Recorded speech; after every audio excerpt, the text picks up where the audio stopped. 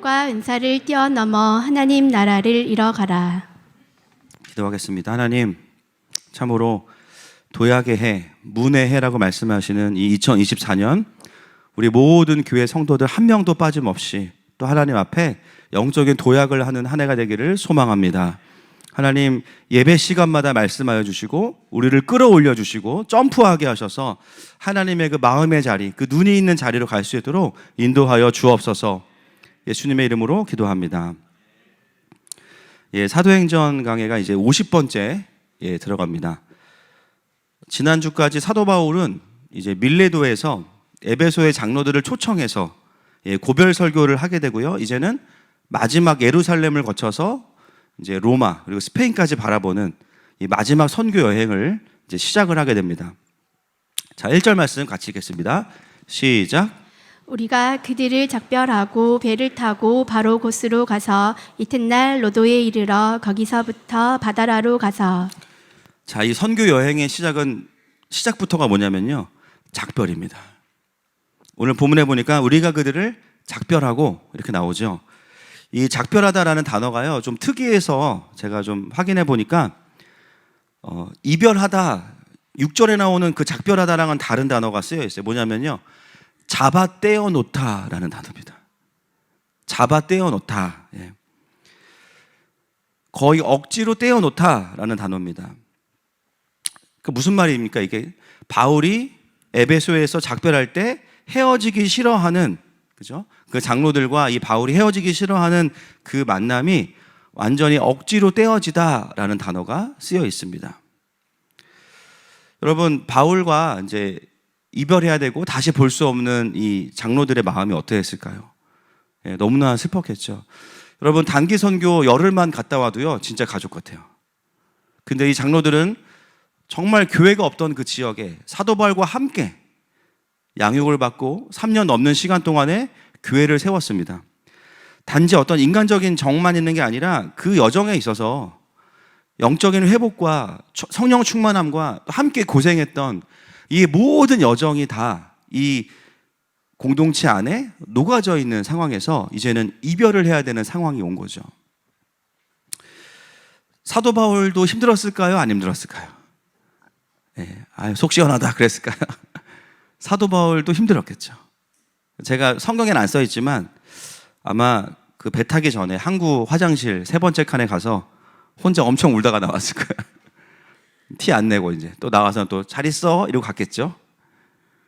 근데 저는 누가가 이 사도행전을 기록한 누가가 이것을 놓치지 않고 기록하고 있다는 게 이 표현이 너무너무 가슴에 와 닿는 거예요. 단순히 인사하고 헤어졌다가 아니고요, 억지로 잡아 뜯어 놓았다 이렇게 이야기하는 거죠. 여러분, 노사연 씨가 말했습니다. 우리의 만남은 우연이 아니야. 우리의 이별도 우연이 아니야. 그죠? 그 노래는 하나가 더 나와야 돼. 그죠? 우리의 만남도 우연이 아니지만 우리의 이별도 우연이 아니라는 거예요. 여러분, 인간적으로 보면 사도 바울이 가장 오랫동안 사역했던 교회고요, 가장 건강하게, 가장 영적으로 충만하게 교회가 세워졌던 도시가 에베소입니다. 너무나 좋은 팀워크이고 서로 너무나 사랑하는 공동체였어요. 그 공동체를 깨고 싶지 않을 거예요. 특별히 뭘 잘못해서 헤어지는 것도 아니잖아요.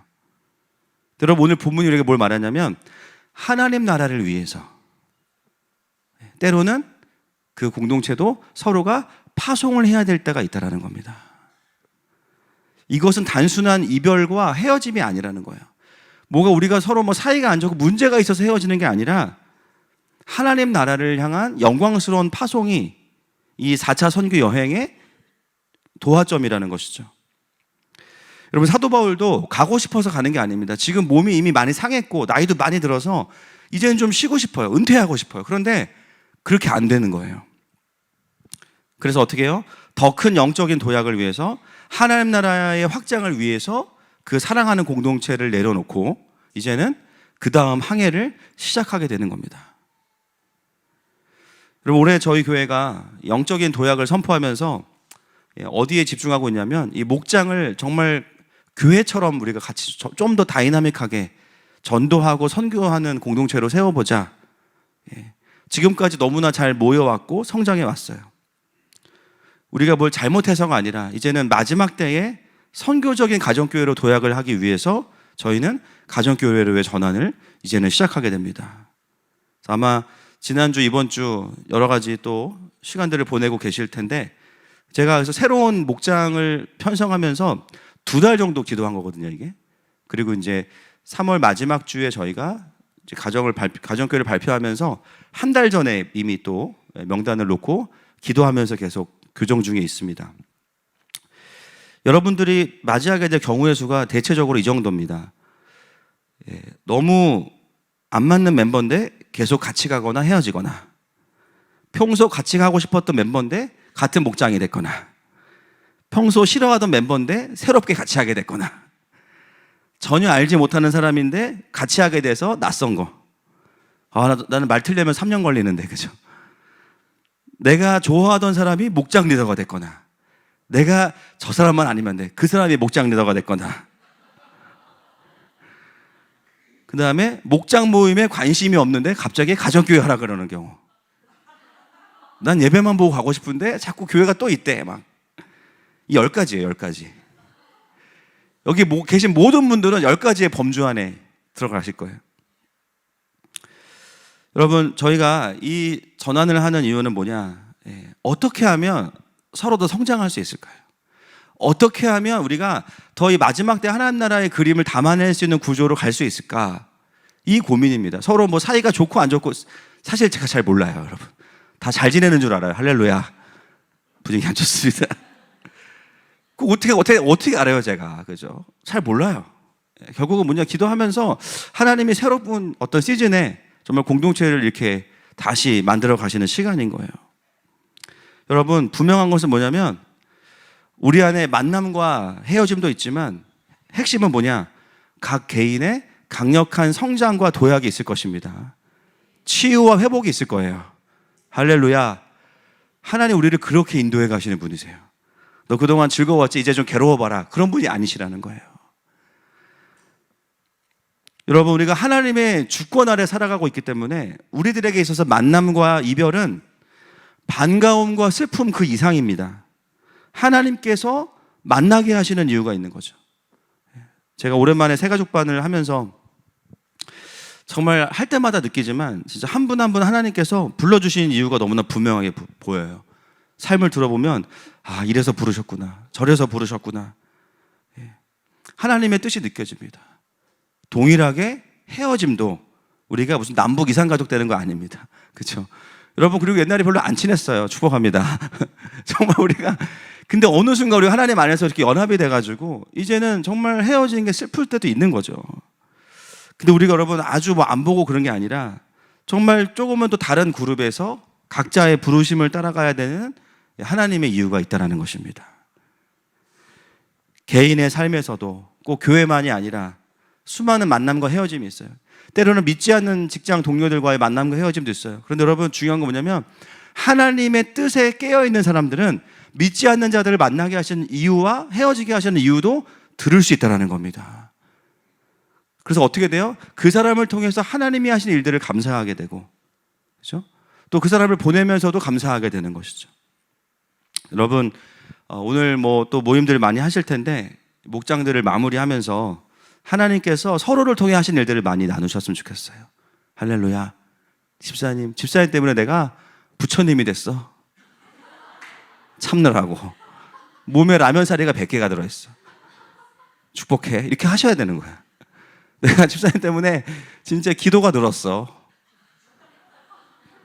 서로가 서로를 통해서 하는 나에게 성장시키신 일이 뭐냐, 그걸 나눠주는 거야.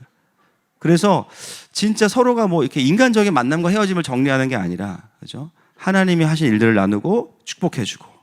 예. 여러분, 만남도 도약이고 헤어지는 것도 도약입니다. 할렐루야. 네. 바울부터가 오늘 그런 시간들을 보내고 이제 눈물을 뒤로 하고 이제 배를 타고 움직이기 시작합니다. 자, 3절과 4절 말씀 보겠습니다. 시작. 구브로를 바라보고 이를 왼편에 두고 수리아로 향해하여 두로에서 상륙하니 거기서 배의 짐을 풀려 함이러라.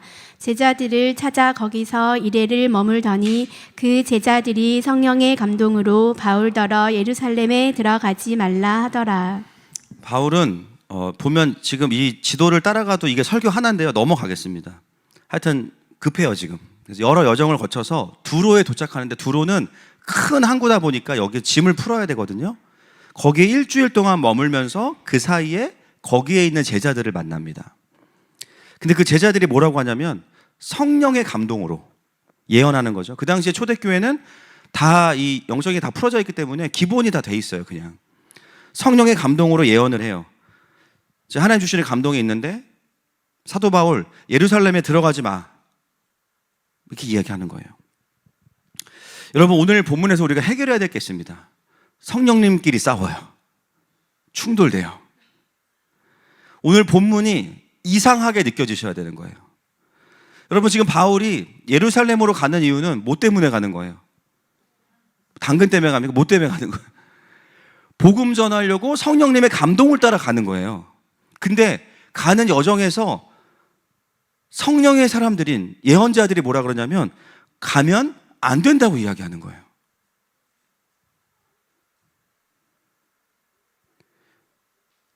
성령님께서 이중 플레이 하는 분이 아닌데 그렇다면 이 두 메시지 중에 하나는 잘못된 거죠.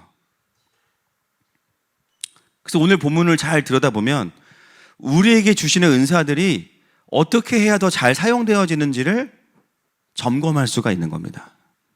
자, 7절부터 9절 보겠습니다. 이제 그리고 또 두로를 떠나요. 그 예언을 듣고 나서 7절부터 9절 시작. 두로를 떠나 항해를 다 마치고 돌레마이에 이르러 형제들에게 안부를 묻고 그들과 함께 하루를 있다가 이튿날 떠나 가이사랴에 이르러 7 집사 중 하나인 전도자 빌립의 집에 들어가서 머무르니라. 그에게 딸 넷이 있으니 처녀로 예언하는 자라. 자, 이제는 누구의 집에 도착하냐면 가이사랴에 갔더니 거기에 어떤 집사가 있어요? 빌립 집사. 여러분 빌립이 누굽니까? 8장에 나오죠. 엄청난 전도자입니다. 기억나세요? 에디오피아 내시가 가는데 그 수레로 성령님께서 달려가라 그래가지고 막 달려가지고 엄청 빨리 달려가죠. 은혜 주셔가지고 막 축지법으로 달려가서 숨을 핥딱거리면서 지금 읽고 있는 내용이 뭔지 이해되냐 해가지고 설명해 준다 그랬다가 또 하고 세례 주고 성령님에 의해서 사라지고 그래서 이제 아소도에 나타나서 쭉 복음 전하면서 올라갔던 8장에 나오는. 그래서 우리에게 참 충격이었죠. 전도자와 순간이동 이런 게 있구나 그걸 보여줬어요. 근데 그 빌립 집사에게 4명의 딸이 있는데요. 본문에 아주 짧지만 뭐라고 나오냐면 딸 4명 전부 다 예언하는 자라는 거예요. 근데 뭐로 예언하는 자? 처녀로 이게 왜 이렇게 기록했을까요? 여러분 처녀로 예언한다는 것은 뭐냐면 그 당시에는 16살만 되면 다 시집을 갔습니다. 마리아도 되게 젊었어요. 어렸어요. 근데 빌립의 딸 넷은 결혼하지 않고 예언하는 자들라는 거죠. 그 말은 뭐냐면 풀타임 예언 사역자예요. 교회에서. 그 말은 뭐냐면 그들의 예언이 증엄함이 있고 하나님 나라의 뜻을 이루는 데 있어서 정확하다라는 겁니다. 그러니까 완전히 예언하는 사역을 하는 4명의 딸들이 있었는데 본문에 보면 그 딸들이 무슨 얘기했는지는 안 나오거든요. 굳이 쓸 필요가 없는 거예요. 나중에 더 큰 예언자가 오기 때문에 일단은 가장 예언을 잘하는 빌립 집사의 딸 4명도 아마 똑같은 이야기 했을 겁니다. 서로 확인한 게 아니에요. 두로에 있던 제자들과 서로 카톡해서 우리가 이런 예언했으니까 너도 이렇게 이야기해서 바울을 못 가게 해야 돼 이렇게 하지 않았을 거예요. 그죠?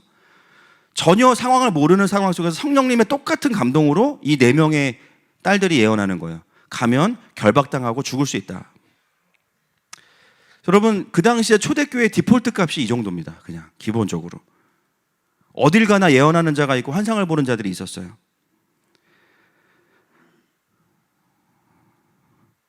들어보니까 두로에서 제자들이 했던 예언과 똑같은 예언을 하는 거예요. 자, 그리고 나서 또 다른 예언자가 오는데 누구냐면 10절과 12절 보겠습니다. 10절에서 12절 시작. 여러 날 머물러 있더니 아가보라 하는 한 선지자가 유대로부터 내려와 우리에게 와서 바울의 띠를 가져다가 자기 수족을 잡아매고 말하기를 성령이 말씀하시되 예루살렘에서 유대인들이 이같이 이 띠 임자를 결박하여 이방인의 손에 넘겨주리라 하거늘 우리가 그 말을 듣고 그곳 사람들과 더불어 바울에게 예루살렘으로 올라가지 말라 권하니. 여러분 누가 왔습니까 지금? 선지자 누가 왔어요? 아가보라는 선지자가 왔어요. 이 아가보가 누구냐면 사도행전 11장 28절 아마 기억하실 거예요. 자 시작. 그 중에 아가보라 하는 한 사람이 일어나 성령으로 말하되 천하에 큰 흉년이 들리라 하더니 글라우디오 때에 그렇게 되니라. 이 아가보는요 그 당시에 초대교회 선지자 중에 선지자예요.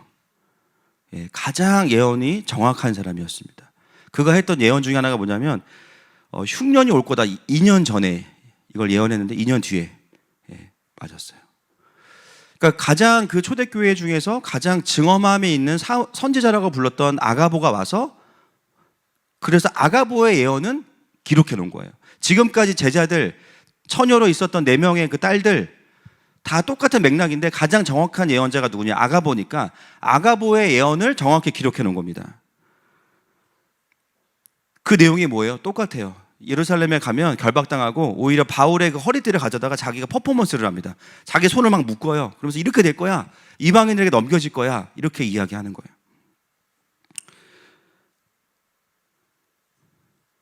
여러분 이 정도로 기도하는 분들이 얘기하면 갑니까 안 갑니까 여러분? 이거를 거스르고 가기가 쉬워요 안 쉬워요? 어렵죠. 가도 어떤 느낌이야? 찝찝해요. 제가 이번에 히즈웨이브 강사 섭외하면서 강사 한 분이 시간이 안 된다는 거예요. 제가 기도해 보라 그랬어요. 그리고 사업이 잘 되나 두고 보자. 다음날 하겠다고 연락 왔어요. 하나님이 부담을 주시더래. 청소년도 중요하니까 해야겠다. 그래서 뭔가 찝찝해. 이러고 갈래니 찝찝해. 근데 바울이 어떻게 하냐면 자 13절 14절 보겠습니다. 그 아가보의 예언을 듣고 자 시작. 바울이 대답하되 여러분이 어찌하여 울어 내 마음을 상하게 하느냐. 나는 주 예수의 이름을 위하여 결박당할 뿐 아니라 예루살렘에서 죽을 것도 각오하였노라 하니 그가 권함을 받지 아니하므로 우리가 주의 뜻대로 이루어지니이다 하고 그쳤노라. 자 바울이 어떻게 해요? 권함을 받지 않습니다. 그 예언들을 어떻게 해요? 반사. 그죠? 여러분 그럼 바울이 지금 뭐예요? 마음이 강팍한 거예요? 불순종하는 거예요? 지금 그 4차 전도 여행을 가는 마음의 동기가 그러면 뭐 순종하지 않는 겁니까 그러면? 객기로 가는 겁니다. 내가 해볼 거야 그러면서 가는 거예요. 여러분 오늘 이 권함을 받지 않았다라는 것에 대한 중요한 영적인 2가지 원리를 우리가 이해해야 됩니다. 같은 성령님인데 왜 다른 결론이 날까?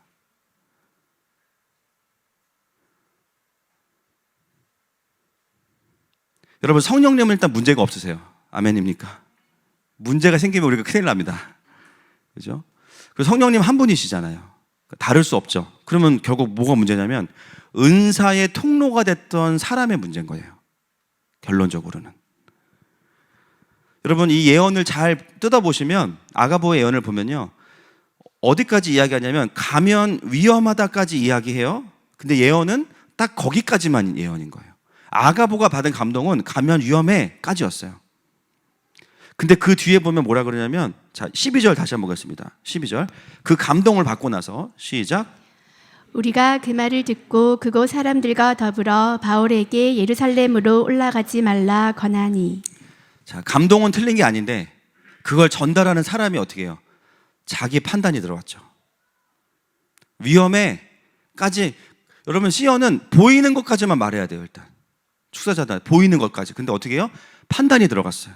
우리가 그 말을 듣고 그곳 사람들과 더불어 바울에게 예루살렘으로 올라가지 말라 권하니 이렇게 나옵니다.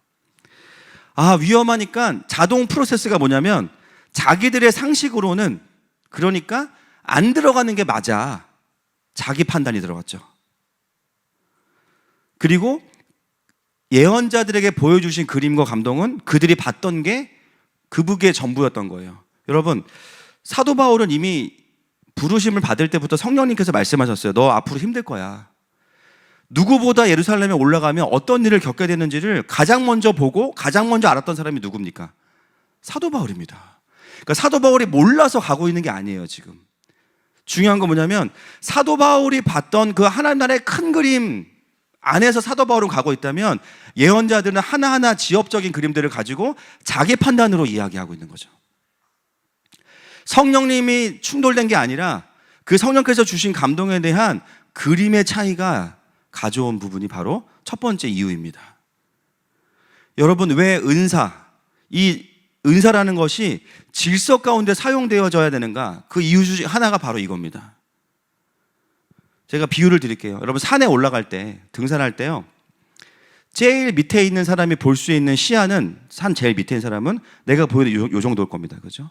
근데 좀 더 멀리 보려면 어떻게 돼요? 산에 올라가기 시작해야 돼요. 중간쯤 올라가면 어떻게 해요? 밑에 있는 사람보다 더 많이 보게 돼요. 가장 많이 보는 사람이 누구일까요? 제일 꼭대기에 있는 사람. 더 많이 보는 사람은 패러글라이딩하고 날아오르는 사람이겠죠. 누군가가 이 산을 향해서 온다고 할 때 가장 먼저 산을 향해서 오는 사람을 발견할 수 있는 사람은 누구냐?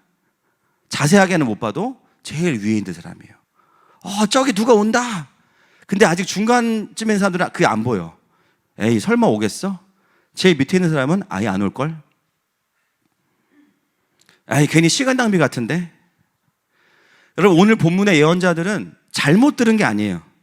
잘 들었어요. 그런데 문제는 뭐냐면 어디서 문제가 생겼냐면 자신들 안에 큰 그림이 다 없는 상황에서 자신들이 판단한 게 문제가 됐던 거예요. 자기들이 결론을 낸 게 문제가 됐던 거죠. 로마서 12장 3절 보겠습니다. 시작. 너희 각 사람에게 말하노니 마땅히 생각할 그 이상의 생각을 품지 말고 오직 하나님께서 각 사람에게 나누어 주신 믿음의 분량대로 지혜롭게 생각하라. 뭐라고 이야기하냐면 각 사람에게 주신 믿음의 분량대로 선을 넘지 말고 너의 리더십과 너의 권위 아래에서 판단하고 그 수준에서 생각해라, 이렇게 말하는 거죠. 여러분, 만약에 여러분들이 자녀들 데리고 우리 집에 이제 냉장고를 바꿔야겠다. 그래서 냉장고가 근데 뭐 2, 3만 원 하진 않잖아요. 그죠? 이왕이면은 막 이렇게 색깔 다른 거 있잖아요. 비오스크인지 뭐 포크인지 그거 하여튼 이제 사러 가야겠다 싶어가지고 갔어. 근데 보통 부모들은 생각을 하죠. 이거를 몇 개월 할부로 끊고 이때쯤에 보너스가 나오니까 이걸 퉁쳐야지. 생각이 다 있단 말이에요. 그죠? 그게 비싸다는 거를 모르질 않아. 근데 쫓아온 초등학교 3학년짜리 아들이 그러는 거야. 아빠, 한 달 월급이 얼마야? 얼마야? 그럼 이거 사면 안 되는 거 아니야? 계획이 있어? 아빠 회사 잘리면 우리 뭐 먹고 살아? 그러니까 지금 이거 사면 안 돼. 여러분, 자녀들이 이런 이야기를 한다고 생각해 보세요. 일단은 고맙죠. 그죠? 근데 우리가 어떤 마음이 있어요? 야, 그거는 네가 고민할 게 아니야. 그건 네 고민이 아니고 아빠는 계획이 있어. 일단 너 오늘 숙제부터 좀 할래?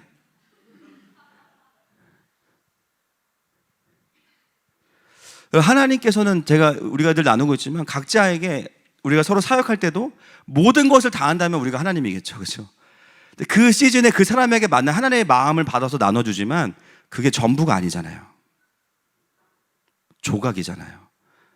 결국 그 그림들을 맞추어서 그 사람의 인생에 대한 가장 큰 권위는 그 사람에게 있는 거예요. 권함을 받을 수도 있고 받지 않을 수도 있어요. 다만 중요한 건 뭐냐면 섬기는 입장에서 뭐가 중요하냐면 하나님이 주신 감동을 그대로 전하지 않고 거기에서 뭐가 첨가되는 거야. 판단, 그리고 조종, 그리고 복수, 그리고 과한 축복.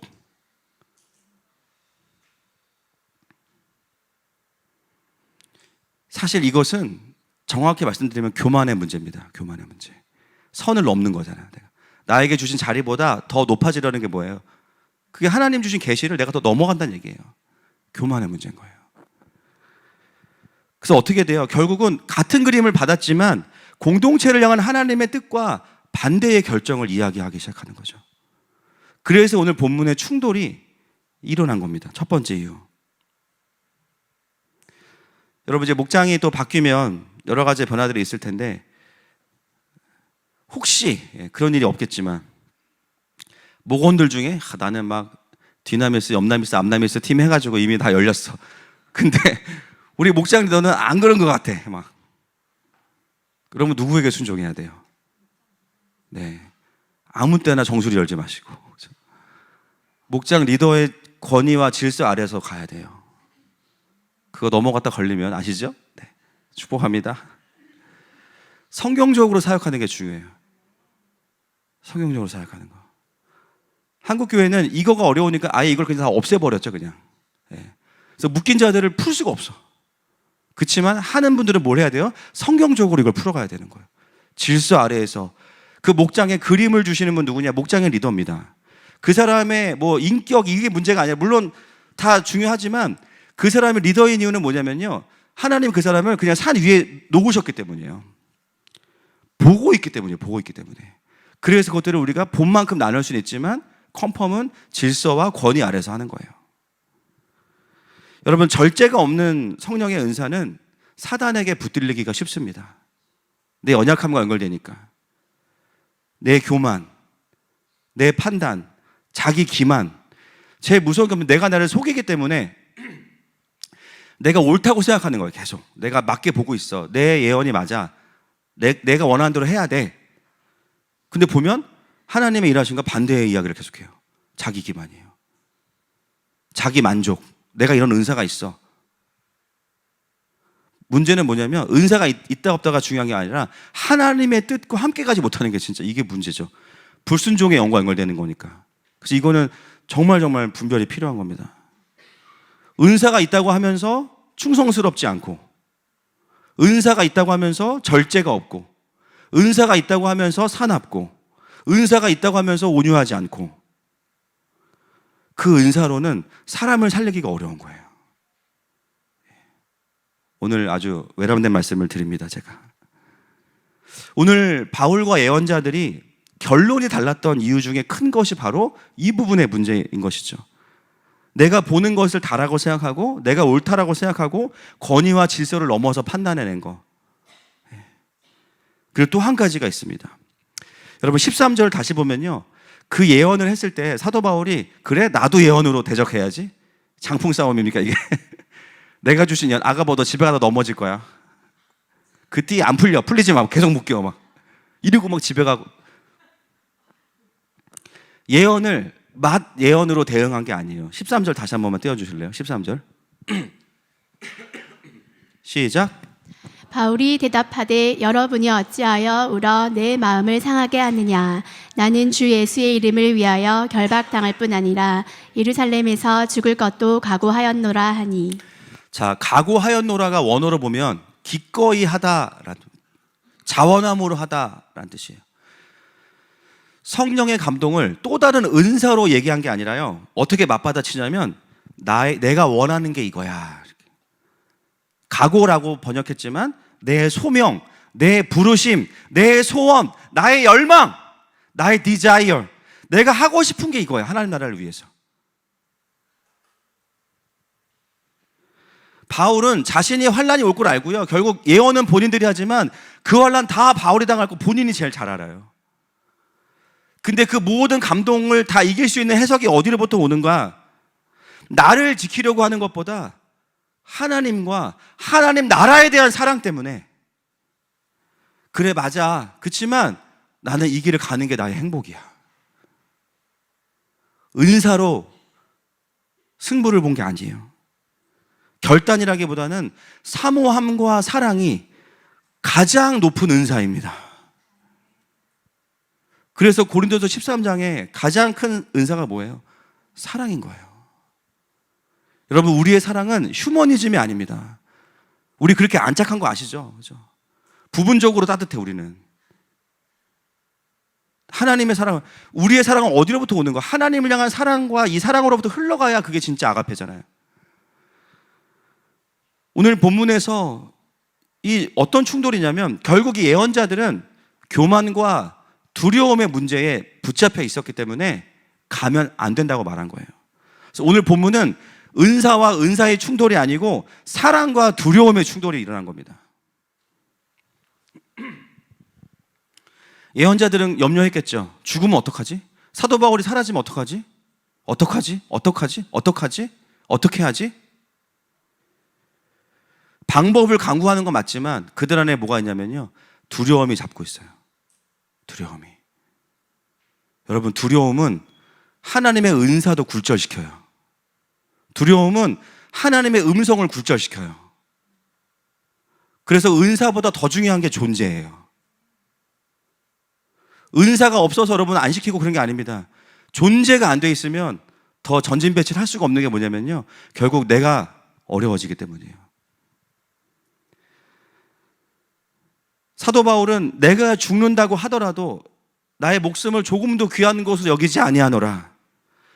그것이 죽는 것이라도 하나님의 나라가 확장되는 거라면 그게 더 영광스러운 거야. 그거는 은사로 간다 만다를 결정할 수 있는 게 아니야. 그걸 전문 용어로 뭐라 그래요? 못 먹어도 고입니다. 그게 무조건 간다. 사랑과 소망의 관점에서 있었기 때문이에요. 예언자들은 사망과 두려움과 교만의 관점에 베이스 위에 있었기 때문이에요. 여러분, 요즘에 젊은 세대들이 정말 결혼 안 하려고 그러죠. 이유 다 비슷해요. 결혼해서 아이 낳고 사는 거 보면 부부도 별로 안 행복해 보이고 애들도 안 행복해 보인다. 차라리 그냥 내가 나한테 투자하면서 영원히 살겠다.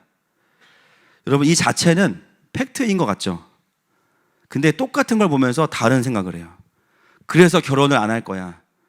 두려움과 내 중심의 베이스. 근데 그게 사랑으로 일어나는 모든 역동이라면 그거는 힘들고 괴로운 게 아니라 그건 영광스러운 거야. 난 그걸 통해서 계속해서 하나님 나라를 보고 싶고 하나님의 가정을 세우고 싶어. 이건 뭐예요? 사랑의 베이스, 소망의 베이스. 힘든 거를 간과하겠다는 게 아니에요. 다 알아요. 근데 그걸 상회하고 넘어서는 사랑과 영광이 있다는 걸 알기 때문에 기꺼이 감수하겠다라는 게 바울의 고백이라는 거예요. 여러분, 은사가 있냐 없냐보다 더 중요한 게 나의 존재가 두려움의 베이스 위에 서 있냐 아니면 사랑과 소망의 베이스 위에 서 있냐는 거예요. 여러분, 오늘 이 충돌 속에서 어떤 일이 벌어지냐면요, 사도 바울 안에 있었던 완전한 사랑이 이들의 두려움을 덮어버리는 일이 벌어진 겁니다. 이 시간 이후로 절대 얘기 안 합니다, 이 사람들이. 아, 사도 바울 이거 몰라가지고 내가 얘기해줘야 돼, 이걸 가르쳐줘야 돼. 그게 아니었구나. 사도 바울 다 알고 있구나. 근데 그 안에 하나님을 향한 사랑이 막 이글이글 타고 있어요. 이 사람은 팔이 잘려도 가겠네. 다리가 잘려도 가겠네. 죽어도 거기 가서 죽겠네. 여러분, 고려 거란이 끝났습니다. 마지막에 회심했어요. 제가 기도해, 하나님. 중간에 사랑과 전쟁으로 갔다가, 그죠? 중전과 그 마지막에 정말 너무 짧게 끝났지만 가장 명장면이 뭐예요? 양규가 전사하는 장면입니다. 안 보셨죠? 네. 어떻게든 거란의 그 적장을 활로 쏘려고 계속 가요, 혼자. 화살을 계속 맞으면서 50보, 40보. 근데 마지막 화살을 못 쏴요. 서서 죽어요. 죽어서 서서 죽어. 끝까지 죽이겠다고. 가장 명장면이에요, 가장 명장면. 지금 몽골에 대한 마음을 계속 주시는데 가야 되나 말아야 되나 고민. 어떻게 할까요? 도통을 잡으러 가야 되는데 하여튼 여러분, 신앙생활의 패러다임을 바꾸셔야 됩니다. yes, or no가 아니에요. 뭐가 사랑이냐요. 뭐가 사랑이냐. 우리가 하나님 음성 들으면서 제일 많이 염려하고 두려워하는 게 뭐예요? 잘못 들으면 어떡하지 이거거든요. 근데 보면 또 잘못 들을 때가 많아. 그죠? 그러면 어떻게? 그죠? 귀를 막고 살아야 돼요? 누구한테 물어봐야 돼요, 계속? 아니잖아요. 그 모든 위에 있는 원리가 뭐냐면 사랑이에요, 사랑. 애매해. 근데 뭐가 사랑이지? 뭐가 하나님 나라를 확장시키는 거지? 심장이 막 뛰어. 그게 응답이에요. 은사가 있지만 염려와 두려움과 내 안에 이 부정코어가 나를 끊임없이 묶고 있다. 그러면 그 존재를 다뤄야 되고, 은사가 있지만 자기 기만이 있다. 그럼 자기 기만에 대한 직면을 해야 되고, 은사가 있지만 내가 인정받고자 하는 욕구가 있다. 그러면 그거에 대한 다름이 있어야 돼요. 그래서 4월 7일부터 속사람학교를 합니다. 은사가 있지만 나는 만몬이 가득해. 돈에 대한 욕구가 너무 가득해. 그 은사가 어떻게 돼요? 잘못 사용하면 무당들 같이 되는 거예요, 진짜. 기도해주고 돈 받고 막. 우리 교회 그러다 걸리면 이제 아시죠? 십자가에 못 박는 거. 진짜 감사한 분들은 교회로 헌금하시라고 하고. 예. 여러분, 이런 문제들은 뭐 축사기도 한 번으로 해결되는 게 아니에요. 제가 말씀드리지만 기도받고 좋아져요. 근데 3일 지나잖아요. 또 올라와 있어. 와, 이거 진짜 오뚜기 부대. 육사단으로 들어가야 되는데 오뚜기 부대가 돼가지고 자꾸 지는 거야. 야, 이게 무슨, 제가 이제 군에 있을 때 아시겠지만 제가 없으면 이제 비행기가 못 떴잖아요. 성남비행장에서. 아시죠? 네, 잔디를 안 깎으면 비행기 못 떠요. 잔디 깎고 뭐 해놓으면 잔디 깎고 비 한 번 오잖아요. 잔디가 이만큼 자라있어. 제가 그걸 깎으면서 뭘 묵상했냐면 죄가 얼마나 무서운지를 묵상해.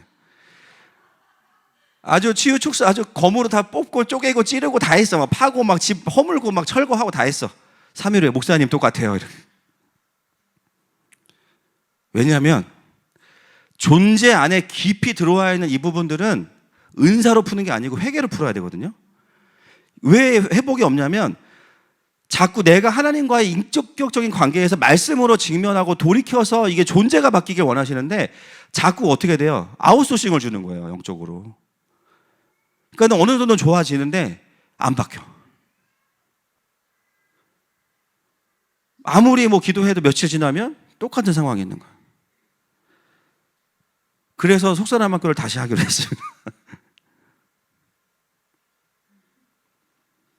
사도 바울은 굉장히 힘든 시간을 많이 보냈지만 그 환난과 고난을 통해서 뭐가 됐냐 보니까 존재예요, 존재. 사역의 실패, 깨어짐, 핍박, 환난. 사도 바울 그렇지 않으면 절대 존재가 안 깨어지는 사람이에요. 그걸 통해서 완전히 겸손하게 돼서 진짜 하나님 음성만 듣고 가야겠다. 하나님에 대한 사랑만 딱 남아있는 거, 이제는 거의.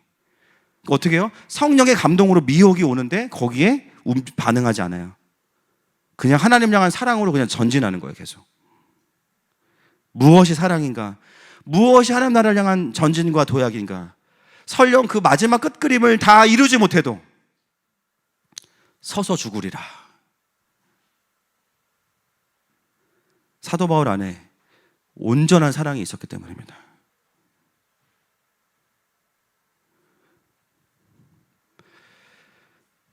말씀을 정리하겠습니다. 여러분, 우리가 이 마지막 때에 정말 하나님의 권능을 구해야 되는 건 맞지만 권능을 잘 쓰려면 존재. 뭐 착해져라 그 말이 아니고요. 사망과 두려움의 베이스에 있으면 안 된다는 거예요. 사랑과 소망의 베이스로 넘어오라는 거예요. 근데 그 우리 힘으로 또 못해요. 주님 말씀해 주시는 거예요, 지금. 이 시간에 함께 좀 주님 앞에 나아갈 때 하나님, 내가 하나님의 일을 한다고 하지만 나를 돌아보면 왜 이렇게 부정적이고 왜 이렇게 하나님의 뜻과 다르게 갈까? 뭐 늘 그런 건 아니지만 음성을 잘 듣고 못 듣고의 문제가 아닙니다. 주님 말씀하셔도 결국은 내가 내 존재로 가져가기 때문이에요. 하나님, 오늘도 하나님의 사랑이 우리를 이겨주십시오. 함께 이 고백하면서 나아가십시다.